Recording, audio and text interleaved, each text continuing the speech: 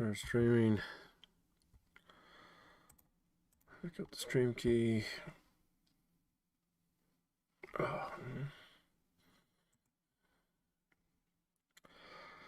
Copy, pasty.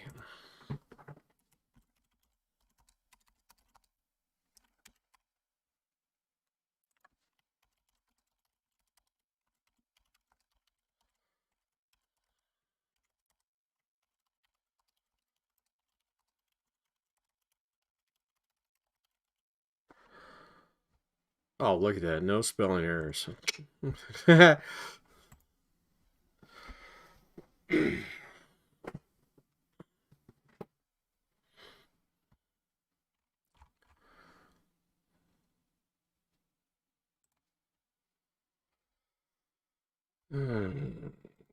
working? Check, check. Yep. We're good.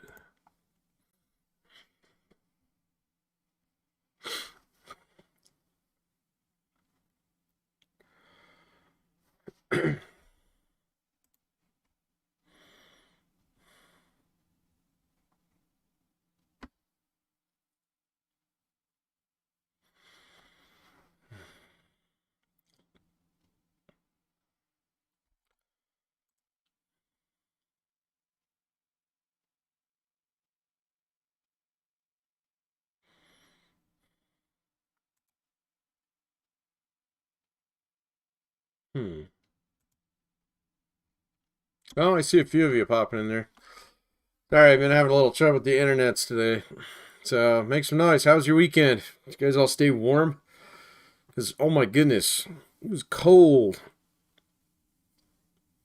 I was feeling bad for my my car. Had to go out there and turn over the engine, man, last night.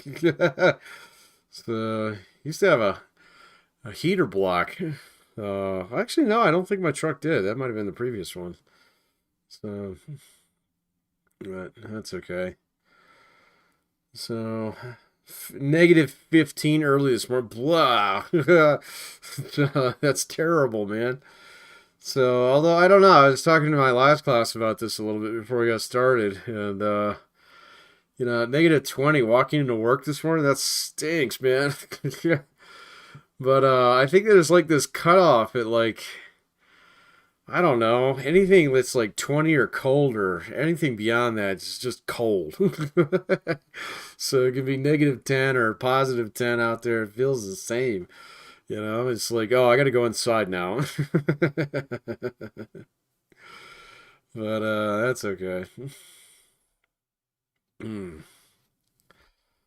So where are we? I don't think I've done all my announcements. Module 2 last night. So yeah, we got to cover Module 3 today. That was a little bit.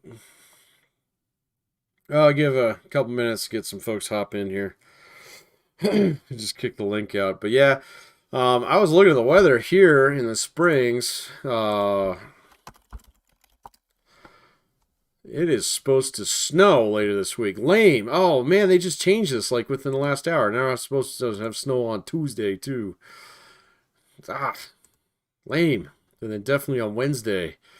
And then, like here, these are the days that I hate the most. You say, oh, it's 40 degrees out. It's great.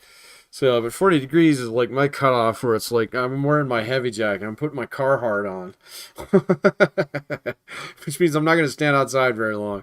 So, but, like, I don't know. A little bit better. Winter is upon us. I mean, it was like 2 months late, but whatever. It's here now. So in Pueblo, I think it's probably even colder right now, which is kind of rare. Oh my goodness, man, look at that. 38 degrees out in Pueblo right now. Boo. So cold night tonight. So, hey, but okay, so it doesn't look like Pueblo's going to get any snow this week. So that's good. What about Denver? Denver's cold. Snow, yeah, you guys get snow too. So for those of you who are up in the Big D, or in that area up there, that's okay. So, all right. All right, looks like we got a critical mass here. Let's get started. Let's We got a faculty meeting going on right now, which I'm getting out of because I'm here with you. Which I'm getting out of because I'm here with you. Which happens every semester. So that's okay. Apparently, I don't know. I haven't heard anything about more updates in terms of whether or not we're coming back and things like that. But the plan is, again, we're going to stay here online on Mondays at least. And so for those of you here today, yes, this is the routine, and it will be. We'll have to see what they decide to do to Wednesdays. But Wednesday, even if they do let us come back, I'm probably going to ask them to switch us over to the Zoom room. So those of you who want to stay off campus, that's fine. You can just Zoom into the meeting. If not, we'll figure something out along those lines, one way or the other. But no news. I've been watching the email all day today to see if something actually came down from the president's office or the provost. Haven't seen anything as of yet, at least 10 minutes ago when I did check my email. So who knows, unless there's a message in there that I missed, because that's entirely possible considering how many of those I seem to be getting each individual day now. It seems to be going up. I don't know about you guys, but seems like more people feel the need to communicate more often right now. I don't know why that is. So it's that point in time in the semester where most people should be pretty chill and settled in, but apparently not. So, but anyway, that's neither here nor there. We are done with Module 2, so hopefully you punched in all this stuff last night. And again, I think everybody's been either on the live stream or this one. So again, Module 2 discussion. I'll give you points for that as long as I've seen your face or you've posted in the comments here in the last couple of weeks. That's fine. But the Manager's 2 Toolkit assignment, of course, that was MBTI. And then Module 3 has a different assignment in it, so I want to cover that a little bit today. Opening exercise, mastery exercise, always the same from this point in time on, so it should be pretty straightforward for you. But in Module 3, we have a new assignment here, and that's the critical thinking case assignments. And so I just wanted to go over this here real quick again, just to kind of show you what you're supposed to do with these. And so just like before, type these up and then punch them in here. Don't do this right submission and put it just in directly into Blackboard because it looks terrible on my end. Okay, but for these, you're going to do an ethical dilemma. So pick any of the ethical dilemmas found in the exercise section, chapters 1 through 6, and answer all the questions with those. And so very simply, just pick any one of the chapters that we've covered at this point in time. So go over here. Lecture materials, and then say we want to do chapter 3.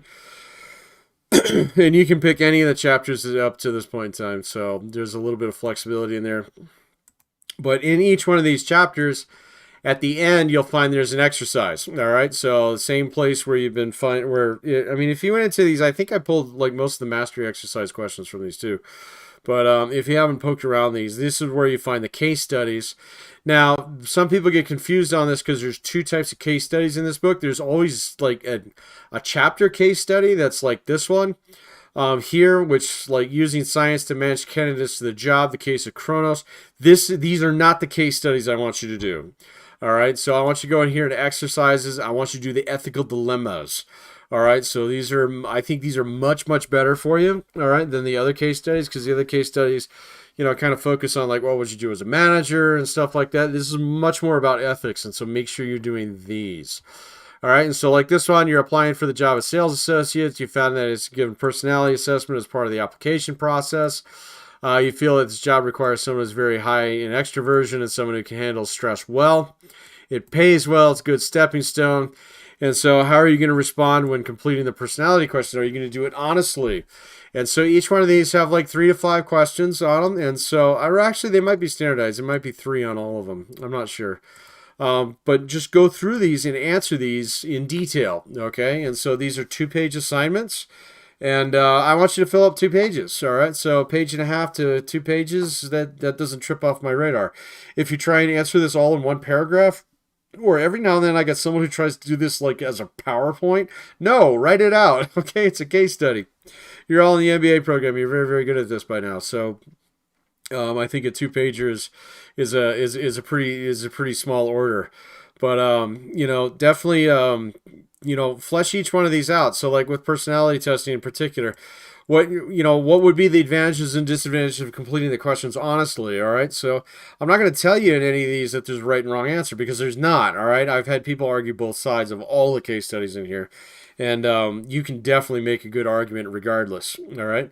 But like in this one, okay, so is it the company's business to like really, put you through a personality test? What does that tell you about the company?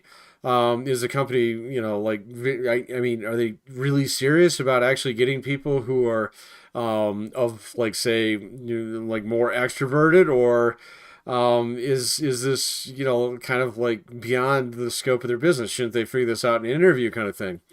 And so ask yourself about this in that one. What are the advantages and disadvantages of completing the questions the way you think the company is looking for? There are advantages to doing it that way, all right? So if you think the company is looking for an extrovert, and you say, well, I'm not terribly extroverted, I'm very introverted, but I can fake it, and I can do it long enough, and I'd be really successful in this job regardless of that. And so, yeah, maybe there would actually be, you could probably make an ethical case. In fact, I know you can make an ethical case to actually lie on this thing, because I've seen people do it really well. All right. And then finally, what would you really do in a situation like this? But this is just one of them. All right. So you can pick any of the other ones. There's one in chapter 2, I think, or it might be in chapter 4, that deals with like a screening test. All right. Is that something that you would actually be interested in like a screening test and having different standards versus men and women? And so that's I mean, you can take that one in several different directions too. And so as far as what you need to do for these, just do me a 2-page write-up, and head on over here to assignments and use my APA template for this, because I do want these in APA format, which I've obviously downloaded many times lately. So jump in here and just remember with APA, with my template here, just replace this stuff with your stuff. So your title, all right, and then your title up in here.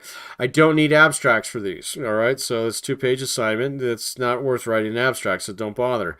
Okay, but just make sure that you're following the format. If you have any questions about APA, this thing kind of answers them all for you. You don't need any outside sources for this, but you can use this APA template for other assignments too. And so if somebody else is giving you an assignment that actually does require things like references, you can use this as a guide to help you with all that. And especially if you've never used the references tab in Microsoft Word, definitely go check out like this YouTube video I found. I haven't looked at that in a while, but it'll show you how to use the references tab, so it'll format it for you in APA perfectly every single time. Okay, so there's a lot of different, kind of like quality of life hacks out there that you can use when writing papers, and this is one of them. So I do want a title page and then 2 pages behind that, so technically 3 pages. But at the same point in time, ask me. If you have any questions on this, ask me, okay? But that's not due for 2 weeks, and so you've got plenty of time. And I'm sure we'll talk about it a little bit more, and I'll be able to answer detailed questions in real time on Wednesday when we have our Zoom meeting. Okay? And Wednesday, I do have some stuff planned, but I'm actually, like, there's 2 other things that I like to talk about in this class, and we need to take some time at some point in time in the class to scrape out some room to discuss them. And that's there are 2 things that I think are really important for you as a manager to consider that are kind of beyond the scope of this class. All right. And the first one is career planning. So we'll do some career planning at some point in time. So, how do you get that first big job? What kind of strategies can you use to actually put yourself out there? Because if you're in the MBA program, none of you probably have more than a year left in the program, or maybe, even if you're on the traditional plan where it's 18 months. So no more than a year after you're done with this class. And so, I like to spend some time to help you with that process. Okay. In terms of not just resume writing and like how do I write a cover letter, that stuff you can get from the career office, but more so like how do you plan the trajectory of your career so that you know what types of jobs to look for early on that lead to better things down the road. I do want to spend at least one day on that. All right. And then the other thing that I always try and spend at least one day on, sometimes it bleeds over in a couple because people are interested in, is financial planning. All right. Actually getting your financial house in order as a manager. So that, if you do get backed into a corner by a boss who's going to ask you to do something highly unethical, you actually have the financial room and flexibility to tell that guy to piss off. Okay. Which is unfortunately necessary. All right. Because all of you will face some point in time in your career. Some of you might thread the needle and you might never see this, but I'd be really impressed if that happens. But you're going to be, like the cool thing about getting into management is it does pay. Okay. And so you're going to be like really excited the first time you get your hands on that job, that it's like, oh my God, I'm making like triple what I would have if I had not gone into management. Your level of expenses will rise to your level of income. That's normal. That happens to everybody. And if you're not prepared for that situation, you might be forced into a situation where you have to choose between two really awful alternatives. So like compromising your ethics, but still taking care of your family by bringing in that paycheck. That's hands down the most common reason why ethical violations take place. And then the other thing that happens in certain cases is like you take the other road, where, maybe you do stand on ethical principle, but it costs you your career. Okay. And so, maybe you work in a small industry, maybe you work in one where it's very cliquey, and someone asks you to do something unethical. And at that point in time, you get your mental, your moral spine, you find your moral spine and you stand up. But it costs you everything. All right. In terms of like your future with that company. And so you might be forced into situations like that. Usually they're not that dire, but sometimes like you give an inch and they'll take a mile kind of thing. And so next thing you know, you're in a position where you really don't want to be, but you're not financially able to actually move away from that. Or like the opposite one where it's like, am I really willing to pull the pin on all the things that I've built over the last 5-10 years or something like that, in order to stand on principle? Hopefully you can be in a situation where it'd be like, yeah, I'm totally going to do that, because I'm financially prepared for it. So I do like to spend a day where we talk about investing and we talk about strategies for actually protecting yourself, not just in terms of things like insurance and savings, but also like,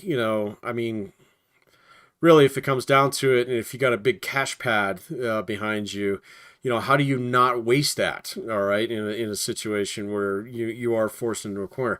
And so I do like to spend a day talking about that too. And so if you have, if you want to talk about that this Wednesday, it might be a good day to do it. You just have to kind of tell me like which direction you want to go. All right, so we can talk about finances, we can talk about careers. But, we really only spend one day on each, ideally. And so if you have a preference, feel free to punch it in there. Let me know if you have any specific questions, things that I need to research before we actually do it. But those are important days, and they're ones that, I'm not COVID and all that stuff and things like that. I'm not going to jip you out of those days, because those are ones that are important to me. And they're ones that honestly, I really wish that I had when I was in an MBA program. Because I had to go learn some of that stuff in the wild, like a lot of you have as well. All right. So let me know which one you want to do, and we will absolutely kind of poke in that direction. I've got other exercises that I found as well, but I think it's time to have one of those fireside chat type things where we take a little break from the class because we're on module 3.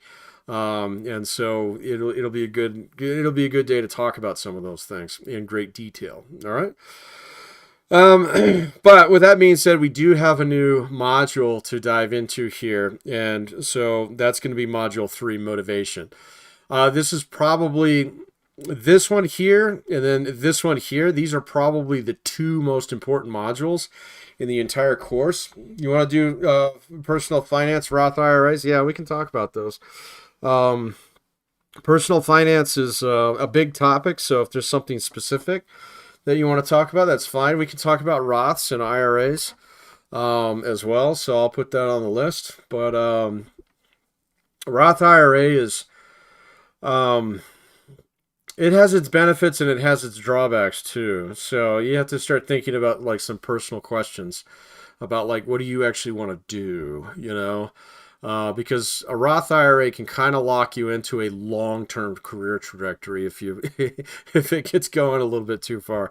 And yeah, there was a point in time in my life where I was a financial advisor. I was working on my seven when I left that and went to go join the railroad because I hated working in call centers. I hated it. but it was an interesting time to actually learn a lot about finance. So yeah, well, we can talk about it. The other thing is, anyway, where was I? So module 3, motivation, and module 6. So these are the two really important modules in here. And so with this one, we're actually going to do a little bit more theory work. And hopefully this isn't stuff that you've necessarily bumped into too much.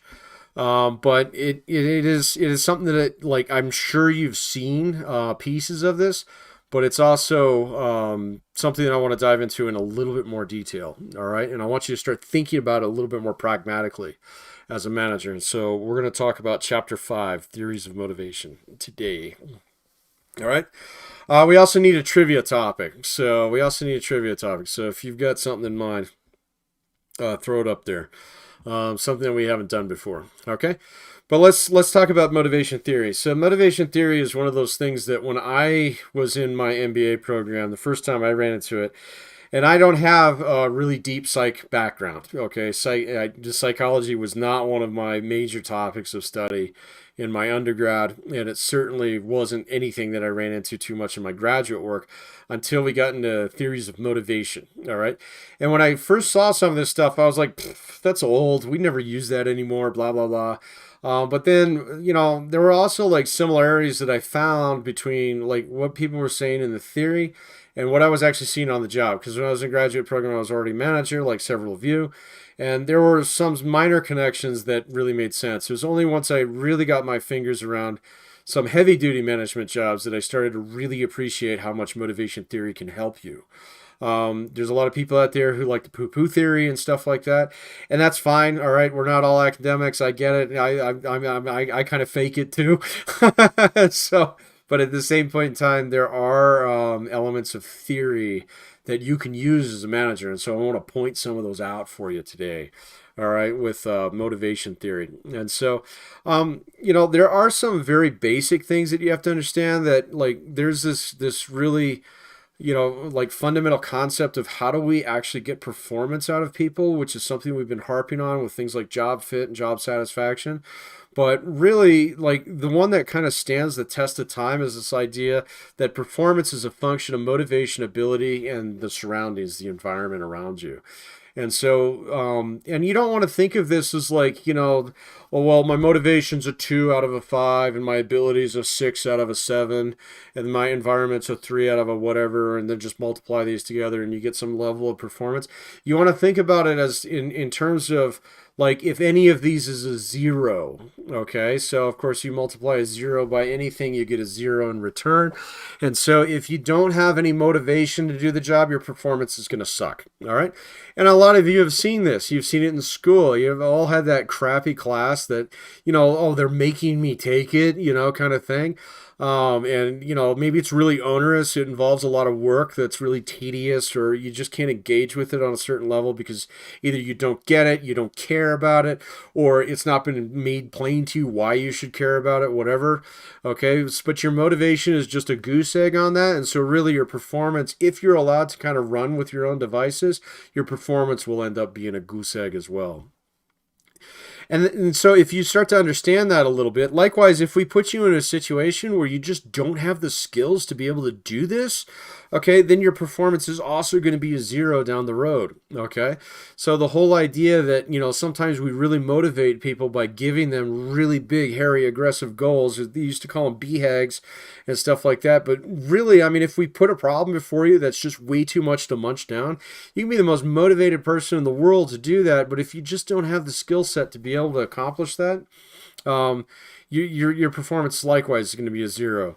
And then finally, if we put you in a situation where you might have the skills and the abilities, but you don't have the tools in order to be able to do it, so you literally don't have the support, you don't have the resources, or you're spending too much time doing other things because the environment is just toxic in one way or another, to productivity, again, your productivity is going to wind up being a goose egg. And so most motivation theories basically fall under this is an old one. Porter and Lawler did this a long time ago, okay? And most motivation theories basically fall under, this basic assumption, okay? And so motivation is defined as a desire to achieve a goal or a certain performance level, leading to what we call goal-directed behavior, meaning that there's an end that you have in mind and you actually want to achieve that, okay? And so same thing, ability, having the skills or abilities to be able to do that, all right? And environmental factors, resources, information. I forgot about information.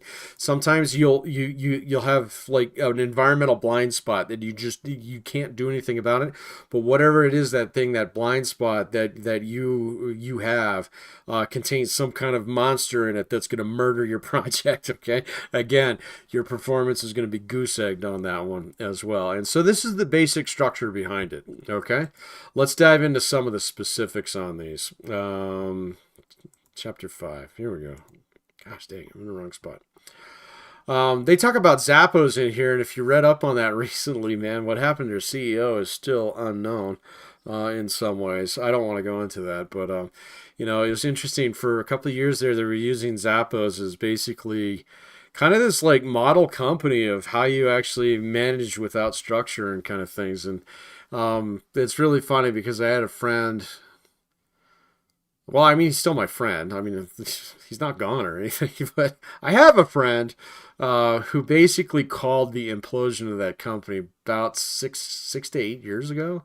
And so we'll have to see, if that model, that's an interesting case study if you want to read it though. But we're not going to do that here on the live stream. We're going to talk about need-based theories. So motivation theories come in 2 flavors. We'll talk about both of them today real quick. The first one is need-based theories, where basically motivation operates off a deficit basis. Okay, so there's something that you want. Okay, and so as long as we can provide that to you, all right, so we can fill that deficit, we can meet that need, so to speak, then we will see motivation. So that's the first family of theories. The second family of theories are process-based theories, okay, meaning that motivation is actually some kind of process. So there's dynamics that exist within it. And those are a little bit more modern. So let's start with the old ones first, all right, because these will not go away. All right. And there's reasons for that, is because there's probably a little bit of legitimacy behind each one of them. Now, one of them you've seen a lot, and that's Maslow's. Okay. The other one is Herzberg's, which you might have seen as well. I'm going to cover both of them here real quick. Maslow's the easy one. And if you've taken a psych class, you probably can't get more than 10 minutes into it without bumping into this guy. Same thing's true if you took any of those, hey, welcome to college class, understand your learning style kind of stuff. Usually those are baked within Maslow as well. Maslow, this has been around a long time, since the 50s, okay? So, he really started it back during World War II, kind of refined it in the next decade, but it's a pyramid scheme, okay? So the whole idea is that you will fulfill needs on the lowest level of the pyramid and work your way up as those needs are satiated. Okay, so the bottom one, physiological needs, very straightforward things: food, water, shelter, depending on who you ask, like intimacy, sexual intimacy. Other things would include, there's a really important one I'm forgetting. Any kind of chemical dependency, all right, is the other one that's on here. And so you will run around and try and actually fulfill these physiological needs. But once you're asleep, sleep's the other big one. So on those things. But as long as you have those fulfilled, if you don't have any of those fulfilled, that becomes like your primary focus. All right, and that's where you're going to pour your energies into. In order to fulfill that. So if you've ever been so hungry you couldn't think straight, that's Maslow in action, or at least he's describing that process in action, okay? As a manager, I'm going to tell you right off the bat, anything on this level is not your business, okay? It's not your responsibility if your employees are starving. It's not your responsibility if they're staying up late. And, it is, I guess, like fatigue would be your fault if you're working them 100 hours a week. All right, but that's not as common as we think. All right, so, but really, like, if people can't fulfill these, they're typically not prepared for work in one way or another. And the most common example of this that you're going to see on the job is any form of chemical dependency out there. If you have someone, like if you have smokers in the office and things like that, there's a reason why they get 5 more breaks than everybody else, is because they turn into nasty people if they don't get them, right? Okay, now you need to tamp that down as a manager, because that's really low hanging fruit for you to be able to address. But still, at the same point in time, it's not your fault that they're hooked on cigarettes. It's their fault. Okay, the more common ones that you're going to see are not so much that one anymore, but more so like any kind of like addiction to a chemical substance that is not legal. Okay, at that point in time, that's not your business as a manager. Okay, so you have someone who, they test hot, go pee in the cup and it comes back hot. There's a process in place that you're going to have to follow as a manager, no matter how much you love that employee. Okay, because really, if someone's showing up to work drunk, if they're showing up to work high, if they're taking extra breaks to go snort cocaine in the bathroom, I don't think I've ever seen anybody do that. I've definitely seen a lot of meth use on the job, and so maybe that's not as common as it was back in the aughts. So. But whatever, if you have people who are hooked on those things, they're not prepared to work. Okay. And so at that point in time, you need to, I don't know, you need to put on your hard face as a manager. Okay. And, say, hey man, you need to sort that out. Some companies will help you. Some companies won't, but really when it comes down to it, you just can't afford the liability. Same thing with like donuts and things like that. People, say, oh, well, we're starving around here. You don't come to work hungry, all right? So that's not your responsibility as a manager to feed your people, all right? So and so as long as you shave that one off, all right, and realize that very few of your managerial problems, with the exception of substance abuse, are actually going to be related to this, then we actually get into the ones that actually do matter as a manager. The first one is safety needs, and it's just the need to actually be like comfortable in your environment. So once people are fed, they're well rested and things like that, they start, thinking about security. And we're not talking about physical security here, like, okay, so we have a guard at the door or whatever. We're talking about security and knowing that what's going on today is going to continue tomorrow. This is a very important thing for you to consider as a manager, okay? Because if you work in an organization that's based upon fear, it's based upon like really strict performance evaluations that have dire consequences, okay, stuff like that. This is where people, their motivation is going to be is going to be geared towards ensuring that type of safety, as opposed towards like doing things in a certain way, or like being a part of the team or stuff like that. If you ever worked in an environment where people do get fired all the time, people don't really pay attention to their jobs in those cases unless they know they're being watched. Okay, most of the time they're paying attention to where is the manager at any given point in time, especially if you have some kind of tyrant running around, all right, who just, randomly screams at people or something. Everybody's going to be watching out. Where's Bob right now? Oh, he's over there. Okay. So, but that fear-based environment is really an attack towards the fulfilling this safety need.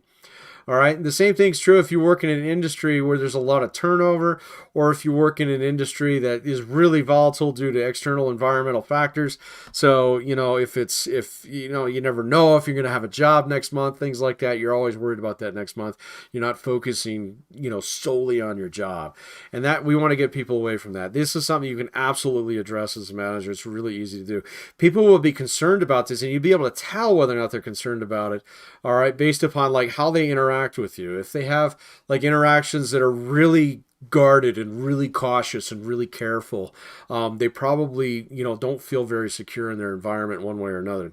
Don't be suspicious in a case like that necessarily, although you might have reason to, but really that shouldn't be your first conclusion. All right, really the conclusion you should make is like, oh, okay, and especially if this is a new employee, okay, I have a new employee here, maybe his last job they treated him really poorly, or maybe in her previous employer, previous company, there was just this absolutely kind of like sink or swim mentality, and now you brought new people into this organization. Maybe they just need a little bit of reassurance. So like, hey, if you do the things around here that I tell you to do, you're going to be absolutely fine. Don't worry about it.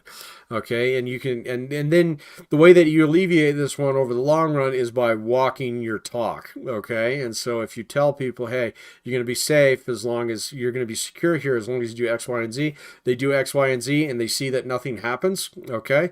In terms of like you reacting poorly to their work or their load or anything like that, they will actually see that, and this need will start to go away. So it'll start to be satiated.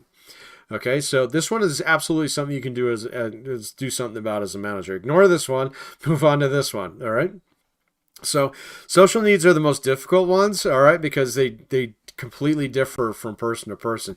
There is some there's some common elements in this one that exist within all employees, okay, but this one is completely different depending on where people are in their lives. All right, so social needs is just the need to like belong to a group, all right, or be a part of some kind of interaction with other people. So it can be family, it can be friends, it can be coworkers, it can be student teacher, whatever. Okay, just the need to actually interact with other people. All right. Now, like I said, this changes depending on where people are in their lives. And so, like, one of the things that a lot of you are going to experience, maybe not so much as the undergrad students, but some of those of you in the 3-2 program, in a year or so, your friends are going, poosh, gonzo. They're out, okay? And you're going to lose a lot of them, and you're going to feel a little bit alone. And, you're going to get a new job, and you're going to have all these new people around you and things like that. You're going to want to get to know them. You're going to want to, hang out with them and things like that. And that's cool, okay? That's very different than someone who's middle-aged, who has family, has lost friends, okay, due to lack of time that I can spend with them, has multiple commitments outside of the office and things like that. And so, in that situation, my social needs are at a very different place than someone who's younger. Likewise, older employees, the people who are getting close to retirement, sometimes their social needs really start to ramp up a little bit. They need to feel like they belong here. Okay, they feel a little bit out of place. They feel like they're in a situation where they don't necessarily, they don't know what's cool. They don't know what's going on, and so maybe they'll look for other ways to actually engage in social interactions on the job as well. The way to approach this is to just be sensitive to the fact that people have different needs, okay? And they'll tell you what their needs are. So, like, for example, if you call me in and you say, hey, Pat, we're going to have a company picnic on Saturday. What would you like to bring? You're going to get a reaction from me that's kind of like this. Can I bring nothing? Including myself, because I got commitments and stuff that are going on this weekend. My social calendar is full. All right, and so be accommodative to that. Likewise, if you're dealing with, say, a younger employee who doesn't know that much about the office and doesn't have maybe they just moved to the city or something like that, give them opportunities, okay? And say like, hey, we got this project coming up. Would you like to be on this? You get the chance to work with these guys over here. If they jump at it, that you're fulfilling that need in some ways, okay? And likewise, if you have employees who are at different places, oftentimes the ones who need that need fulfilled will express it in one way or another, either through volunteering or by, just constantly being, trying to be interactive or something. They'll out themselves in one way or another, even if they're introverts in some of those ways, because that's one of the things that Maslow kind of does is, he says, okay, so these are temporary, not permanent, all right, but these are overriding in many ways. And so those social needs are really, really important. Be careful with these as a manager, okay? So, your social needs should not be fulfilled through your employees. Let me be very clear about that, all right? We all like that manager who's a buddy and likes to go out and have beers with everybody else on Fridays. Be very careful if you're going to be that person. If you're going to be that person, make sure that everybody knows that it's okay to be that person and in that way. Okay? Make sure your boss is okay with it. All right? I'm going to tell you to default to caution on that one until you actually have a good feel of the flavor of the place that you work. As a general rule, don't do it. As a general rule, don't do it. If you don't know what's going on, don't do it, okay? So your employees are your employees. They're not your friends, all right? Be very, very careful about that. Now, are there exceptions to that? Absolutely. It's going to depend upon like the nature of the organization and things like that. But just as a general rule, to keep you out of trouble, especially early in your career, do not do that, okay? So, oh my God, I've seen so many careers ruined over that. Yeah, so it's just wreckage. It's like this strait that you don't sail a ship through, man, because it's got so many bones of older ones in there. Be careful with that. Anyway, next one is esteem needs. So this is just the need to be recognized amongst your peers. A lot of managers make the mistake of like, ignoring these two and jumping right to this one. And so they want to run around and tell everybody, good job, and run out certificates on the copier and tell people, hey, you achieved blah, blah, blah this month. Be very careful about doing that, very, very, because the thing about an esteem need is it needs to be genuine. Okay. So any kind of positive feedback that you're getting, it needs to come from somebody who knows what they're talking about. So think about this, all the athletes out there and stuff like that. All right. You have people on your team, or you have a coach that you really respect or something like that. And that coach comes up to you, and maybe there's someone who's usually hard on you, but then you have a particularly tough game or particularly brutal match, and that coach, gives you some kind of pat on the back. It feels so much better because it's coming from somebody who knows what they're talking about. Okay. If you're gonna try and fulfill this need for people, make sure that you know what you're talking about, and you can actually make valuable judgments about whether or not this person did something that's worthy of esteem, because otherwise it just turns into participation points and pat on the back candy. Don't do that, all right? Because you literally nerf yourself as a manager if every single time somebody does something you give them a good job or a high five or something like that. Be very careful about that, okay? Because you want to preserve your ammunition, all right, and build that respect where when you actually do dish it out, it has an impact, okay? And so this esteem need, when employees need this, they'll let you know, because they'll start looking for things that they can stand out from a crowd, or, they'll be the person who, humbly does a lot of work for a little while, but then all of a sudden, for some reason, they decide, hey, I want to help out with this over here. Give them the opportunity to do it, because if these other three things down here are satiated, this is where they're operating. This last one is self-actualization, which basically refers to becoming all you are capable of being. So the old Army slogan, be all you can be. So a lot of people, like in self-help gurus and stuff like that, they try and jump to this one. Research shows that very few people at any point in time in their lives actually operate on this level. Okay. And that's because it's a combination of, KSAs, knowledge, skills, and abilities, but also opportunity in order to get to certain places where you can actually do, so to speak, your life's work. All right. And a lot of people will say, well, I work selling insurance so I can take care of my family. I'm self-actualized. No, that's more instrumental. Okay. Self-actualization is something more like Mother Teresa. Okay, where you will endure all kinds of poverty and hardship and whatever, and you will completely ignore these other things because you are doing what you were meant to do. Okay, and notice that the people who are operating on this level, and you've probably met a couple, okay, I mean, they're not that rare, but they're very principled about not just defending what it is that they do, but they don't complain about all the other things that they don't get to do because they're at that level. Okay. So most industries, you're not going to see this. All right. You might find one or two people here and there who are just way into selling cars and this is their life's work. And that's awesome.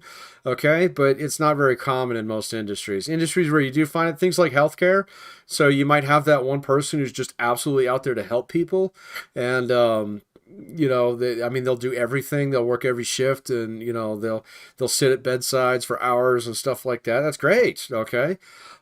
Two things that I want you to remember as a manager. Number one, never ever, and yes, you're right on this one, Skylar. Never ever try and micromanage somebody who's doing this. Okay. You'll drive them away from it. All right. Especially if you have some kind of power over them. Number two is never ever hold up your other employees to their standard. Okay. So that is not fair. Okay. So, it's unrealistic too. And I've seen that mistake happen more often than the first one, because usually when you do have people like this, and I've run into a couple of them in education, All right. Just leave them alone. They're going to do absolutely fine. But then don't turn around and take that person, hold them up as an example that everybody else needs to conform to. Because there's obviously something unique about that individual that you really don't have any business trying to replicate. Okay. So that's due to their own unique circumstances. It's due to their own unique background, their experiences, and things like that. And you cannot expect everybody else to go through that. And so you're basically, you'll demoralize everybody else if you do that. Okay, so be very, very careful of that. All right. So this one's not really your business. Don't worry about it. This one's not really your business. Don't worry about that. Use the rest of these. And this is why Maslow is really important, and it's why I spend so much time on it. All right, is because not only is it a diagnostic tool, but it's also a roadmap. It tells you where people are and where you need to get them to go. So if they're on their safety needs, they're going to be scared. They're going to be timid. That's the diagnostic. Okay. How do you help them? You reassure them. You give them a safe space, so to speak. You tell them that if you do this, you're fine. I will take care of you. And then you walk that talk. All right. So as long as you can do that, you will alleviate this one every single time. Social needs, you're going to have people who either push you away or they're going to embrace every opportunity they can. Those who push you away, respect that. Be cool with it. All right. And you won't actually cause them any problems with this one. All right. So let them go be with their families. Let them spend time with their friends and things like that. Don't ask them to come in on Saturdays. All right. So they're good. All right. So you're just going to make them mad. And likewise, if you do have people who need those things, give them the opportunities to do those. Put them on projects, put them on planning committees, the party planning committee. You can put them in situations where they can do things that are really, really going to fulfill this need. And then finally, this esteem one, just take it really seriously. Make sure that you know what you're talking about when you dish this stuff out, and don't pass it out like candies on Halloween. All right, so you're gonna burn all your own powder if you do that. So this is Maslow. Remember this. All right, so you're gonna be surprised how often this guy in your future, especially when you start managing large numbers of people, so you can start designing policies around specific things like this, and you're gonna start seeing a lot of your problems in your office go away, as long as you're cognizant that you're gonna have people operating on all these levels, and as long as there's something for everybody, you're gonna be just fine. So keep this guy in mind. All right, the only other one that I want to cover here, ERG theory is really interesting, but we're going to skip that one, is this run real quick, which is Herzberg's two-factor theory. Two factors that you need to think about. All right, so what he breaks down into hygiene factors and motivators. Motivators, these are things you've all heard before, things that actually motivate people, things like achievement, recognition, having an interesting job, increased responsibilities, and room for advancement and growth. You're probably looking at all these and you're like, yes, yes, yes, yes, I want all of those in my job. Got it. Okay. That's cool and stuff, but you're not going to find them in a lot of jobs out there, at least not a perfect combination. And so that's where this theory kind of falls apart a little bit.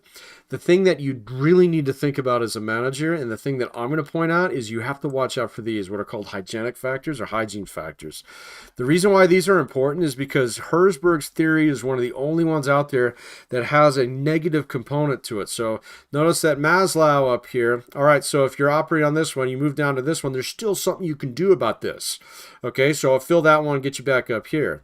All right, so but down here, these hygienic factors, they have a distinct demotivation composition to them, okay? So meaning it's a net negative if you do something about this. And so what we mean by hygiene factors, we think about very basic things, all right? We think about pay, we think about security, we think about working conditions, and the relationships that you have with your supervisor and coworkers. Okay, the point behind this is that when you engage with a new job within 6 months, you're going to get kind of used to the way things are around there. You're going to get used to your level of pay. You're going to get a feel for your supervisor. You're going to get a feel for the workload, whether or not it's too much, too little, things like that. You'll make adjustments and you'll adapt. Okay, at that point in time, those things that become just kind of the way things are during work, those are hygienic factors now. Okay, now here's the problem, and this is what Herzberg points out. If any of those actually become worse, okay, then you have a measurable effect on motivation. All right, so you demotivate people. All right, this is one of the only theories that talks about demotivation, and that's what makes it important. So think about it like this. And if this has happened to you, you know exactly how I feel. But in my career, at one point in time, I took a bona fide pay cut. Okay, so the company was in rough straits. All right, everybody took a across the board haircut on their pay, and again, there was a component that was kind of this rallying cry. Yeah, we're going to make it and stuff like that. But I'm going to tell you, it felt crappy being on the job the next day. Okay. So I was getting paid, I think this is back when I was getting paid $6 an hour, which was good pay. I get paid $6 an hour one day, and the next day I'm getting paid $5.15. I was pissed. Okay, it was not fun, and you know what? That persisted for at least a year. And during that year, it was really easy for people to kind of look around and say like, I'm not going to stay 5 extra minutes and clean that up. Now it's 5 o'clock, done. Okay, and so think about that as a manager, because if you violate hygienic factors out there, and pay cuts is an extreme example. Much more common example is, as a manager, you're going to be scheduling people. All right. If you jack somebody on their schedule and they had a really nice schedule before and now they got a really bad one, they're going to be pissed. Okay. And they're not going to work as hard. You should expect that. You should expect that, plan for it, and find ways to adapt that into your thinking. All right. And so Herzberg and Maslow, these are the two needs-based theories that I want you to think about. There's other interesting ones in here. You should read through these, answer some of the questions maybe in the mastery exercises on this one. This one in particular, ERG theory, is pretty good, but we're just going to move along here because I could blab on this stuff for a while, and I certainly have already. That's a half an hour already on just one. Actually, it's like 40 minutes on one. I owe you guys a trivia question here. Let's see. I'm going to have to do something fast. And so today's President's Day, so let's do U.S. presidents. Unless you got a question, you got to get a suggestion in there in the next like 30 seconds. Otherwise, as soon as I Google this one, this is what we're going to do. Let's see. And I just happen to have a website pulled up on this one from the last class. So for a free mastery exercise, let's see. What have we got in here? So, all right. I'm not going to do an assassination question. That's awful, man. So, come on. Here we go. Here's a good one. All right. What year did Alexander Hamilton become U.S. president? What year did Alexander Hamilton become U.S. president? Do a riddle. Yeah, we should do a riddle. So, but what year did Alexander Hamilton become president? Go.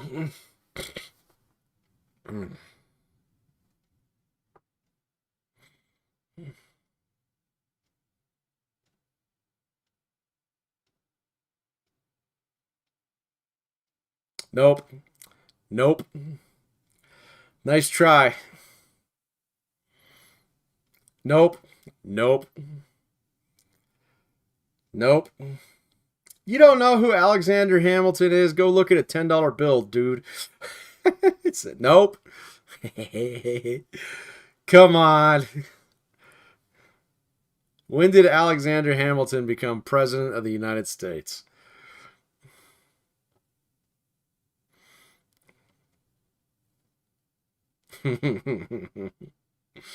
No, it's not 1789. No. Nope. Nope. Nope. Oh man, I'm having too much fun with this. 17. Oh, good job. There you go, David. You got it, buddy. See, Nick, I got you too, man. That was a riddle. He was never president. All right, good job, David. You win today. Email me. Let me know what mastery exercise you want off. Yeah, but Alexander Hamilton was never president of the United States. He was the first Secretary of the Treasury, which is why he's on the $10 bill. And then he was shot by Aaron Burr in one of the, I think, probably one of the most consequential duels in American history. So, but there we go. All right, so I got my history nerd question out for the day. But let's talk about motivation theory here just for a couple more minutes, and then we'll do another one real quick. But I got you. That was my riddle. Oh, yeah. So, that's funny. So, anyway, let's talk about, real quick here, process-based theories. These are more important, but there's only one that I really want you to kind of focus on. You can focus on the others in the mastery exercise or in your own reading. All right. So process-based theories are a little bit different because they operate on the assumption that, well, motivation is not like a deficit fulfilling thing. It's actually something that's more like it's more variable over time. All right. And there's certain influences on it that make you more motivated at certain points in time. And there's other influences that actually cause you to become less motivated. There's not like a demotivation component like there is with Herzberg. But really what there is there's like, there's a process. And if you understand the process, you know how to actually encourage more people to become more motivated. The one that I really want to talk about is this guy right here, equity theory, which is hands down, all right, my favorite theory in all of organizational behavior. Now, a lot of people look at equity theory and they think about like the popular press out there, and equity theory means like equality in some way or another. That has nothing to do with equity theory. Equity theory has been around a little bit longer than that. But what equity theory really talks about is the concept of fairness on the job, okay?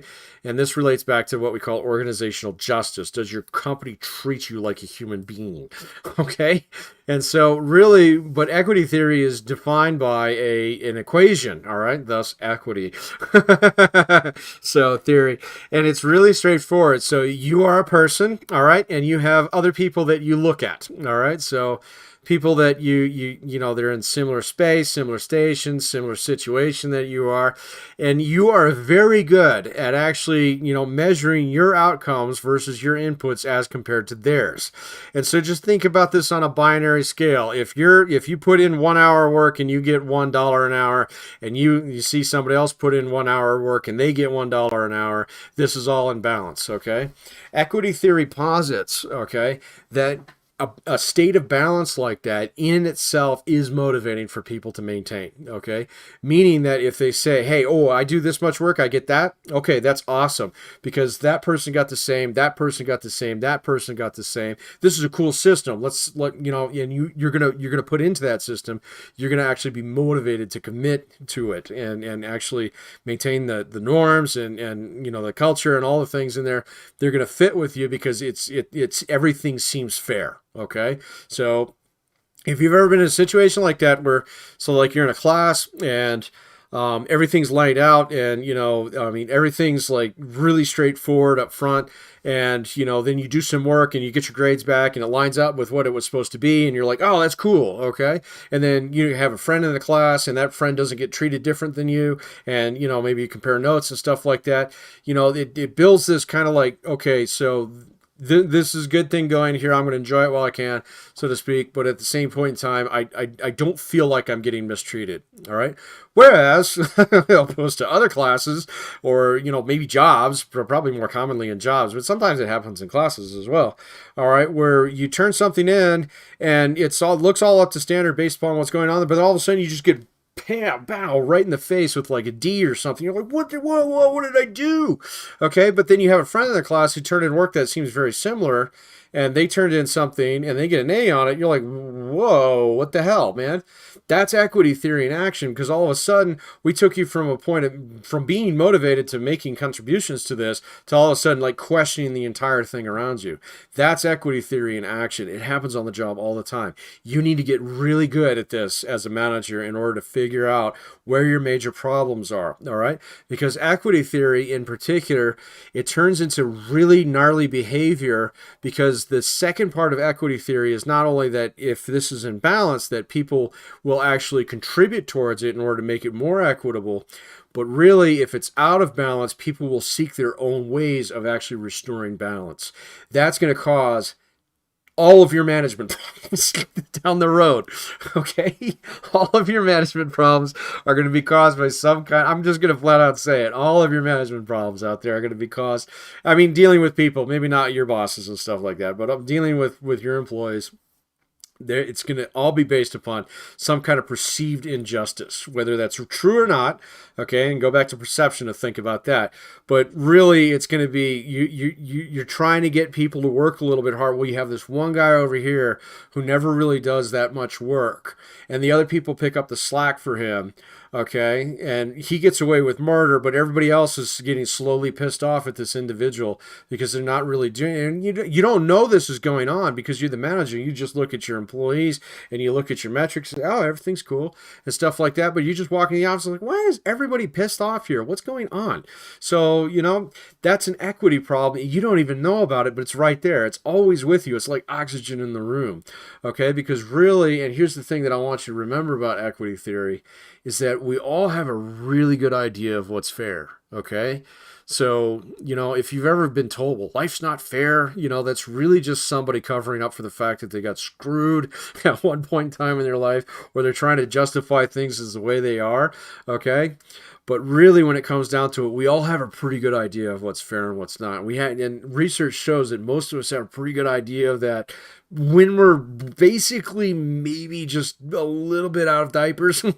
Well, a little bit older than that, but certainly by the time you hit grade school, you have a pretty good idea of what's fair, especially if you grew up in a household where you had a lot of siblings, okay? And especially if they're closer to you in age.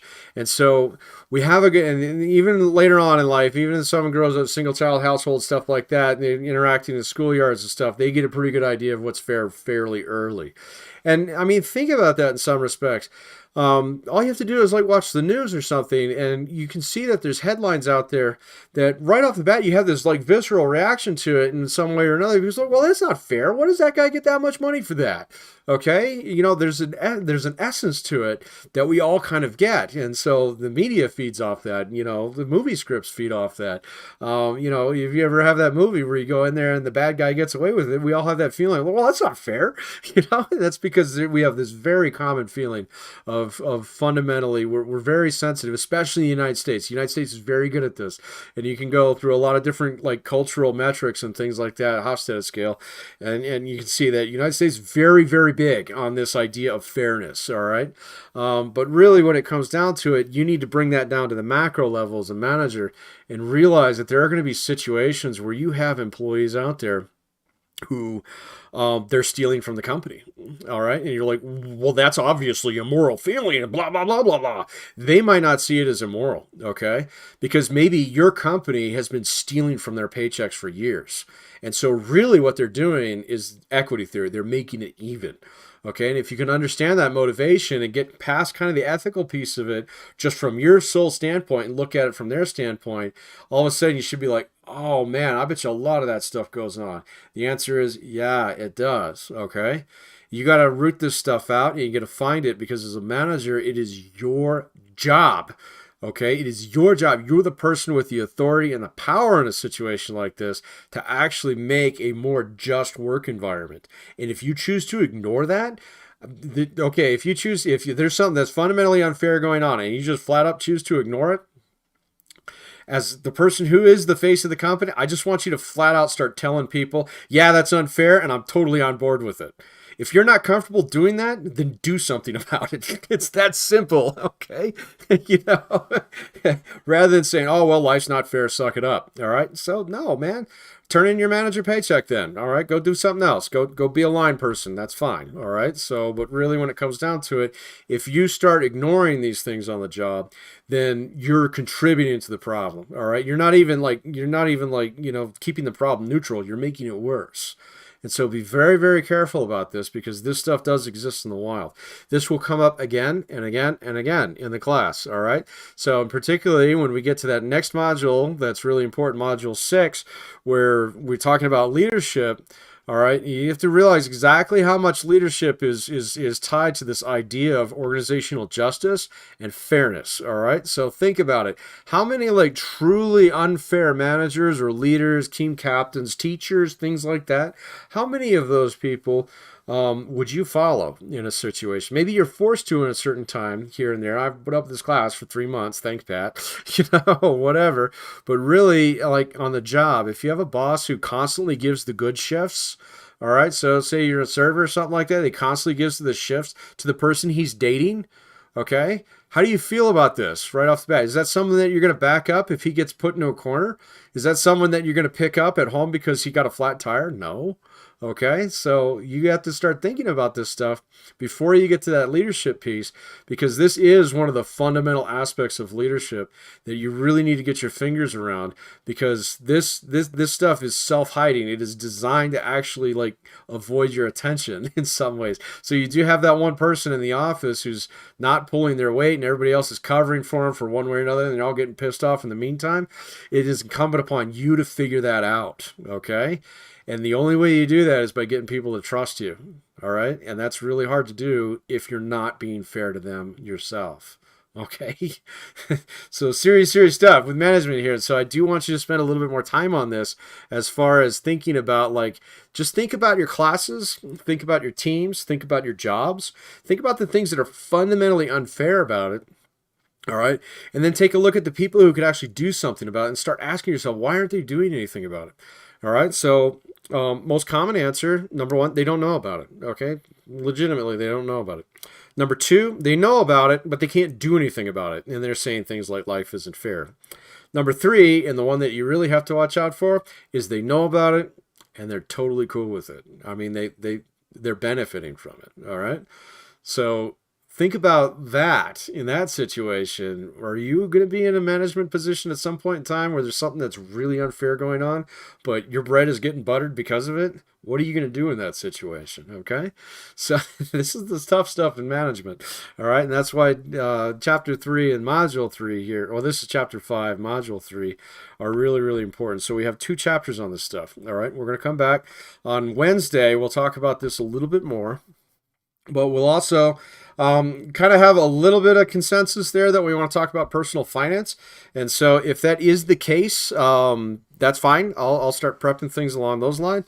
But at the same point in time, if you have additional questions, start ginning some of those up, and so you can have them ready on Wednesday. Because, yeah, I think we'll probably go that way. But we will talk about this just a little bit more over the next week and a half. All right. And particularly when we get over here to chapter 6, where we actually talk about how do you use this stuff to make a work environment that actually has, like, not necessarily motivation baked into it, but the ability for a lot of different people to be motivated in that situation. That's the real trick behind this, but that starts with theory. And so the 3 theories I want you to think about in particular: Maslow, Herzberg, equity theory. All right. Not just because they're on the tests or things like that, but because they will really help you as a manager down the road. Okay. All right. So we're basically going to wrap up here. Let's do one more presidential trivia question. What was the other suggestion that I saw on there? Was it riddles? Yeah, investing strategies. Okay.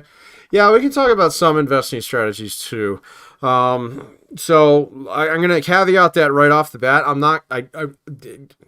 If you're looking for a get rich quick scheme, I got nothing. Okay, so I don't know. There's there's very few better ways to make money than to take it all to Vegas and just, save up $5,000, go to Vegas, put it all in black, come back with 10. If you come back with 0, well, you know how to make $5,000, so go try it again. So, but we will definitely talk about investing strategies that are a little bit more, not so lottery ticket-ish. And so I'm not going to talk about Dogecoin and stuff like that, but I'll talk about overall investing strategies if that's what you're looking for. All right. So anyway, presidential trivia. Here we go. Let's do one last one on presidents because these are kind of fun. Oh, they're going to have to update this. It says, yeah, which presidents have been impeached? Well, there's 3 of them now, not 2. So let's see. What do we got?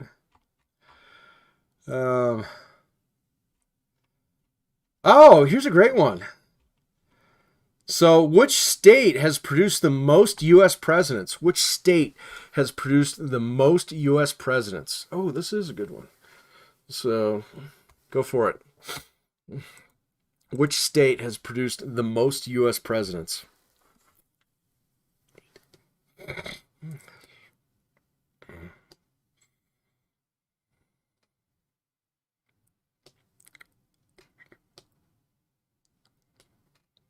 No, yes, Sarah, good job. It is Virginia.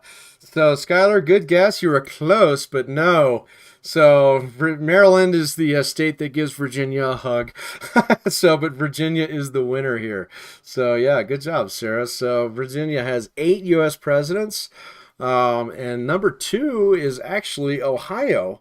I thought Ohio was number one, but no, apparently it's Virginia. So Ohio has 7. Virginia has 8. So good job. Email me. Let me know which one you want. No, it's not South Carolina. Has South Carolina produced any presidents? I don't know. Have any presidents gone to jail? That's an interesting. Thanks, Google. Have any presidents had tattoos? That's awesome too. So, oh man, I'm sorry. I gotta click on that. Um. Oh wow, yeah, quite a few. Teddy Roosevelt, Franklin Roosevelt. Yeah, okay, all right. So anyway, what was I going to ask? I can't remember now. Oh yeah, South Carolina. So have any presidents come from South Carolina? Uh, uh, uh, Jackson. All right. So yeah, okay. Where was it counting Jackson, South Carolina? Well, maybe I don't know. You have to actually look at that a little bit more. I don't know if South Carolina's got any, so but that's okay. Neither here nor there. All right, so that's equity theory, process-based theories, and needs-based theories wrapped up in a nutshell. So just closing thoughts today. That's important stuff for you to consider as a manager. I didn't really think about it until when I got like a little bit higher up in the food chain in the management world and started to realize that all of my major problems, okay, in terms of employees, in terms of hiring, in terms of disputes, in terms of lawsuits, well, not all lawsuits, but a lot of them, things like that. They were all related to this idea of fairness, which really does come down to a question of well, okay, if it's a motivating theory, people are gonna work towards these ends to make sure that they've got equal outcomes or fair outcomes, equitable outcomes. That's the correct term.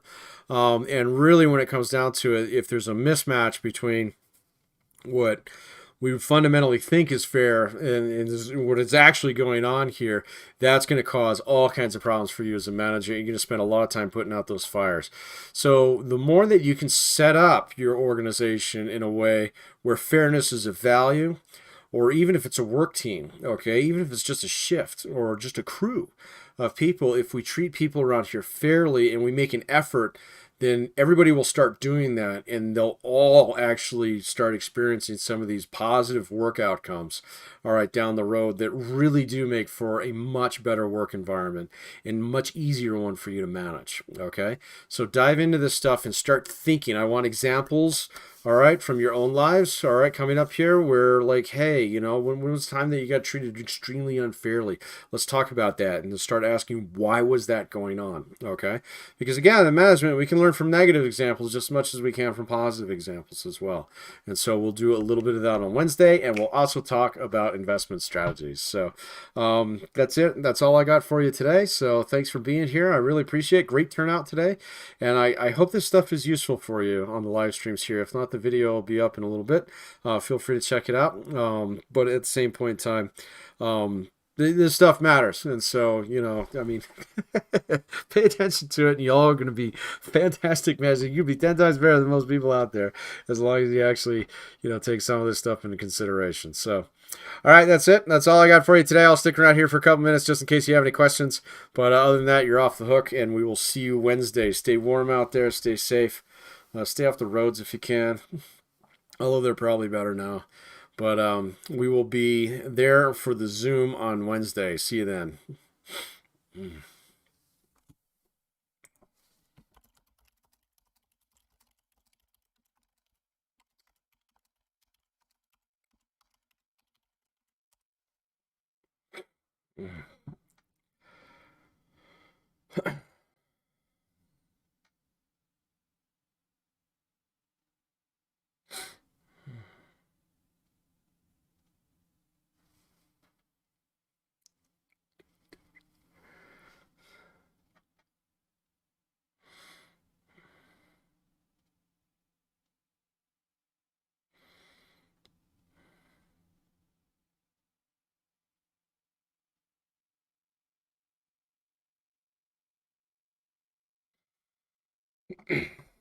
All right, give it about 10 more seconds here. If you have any questions, punch me in. I see most people are jumping out.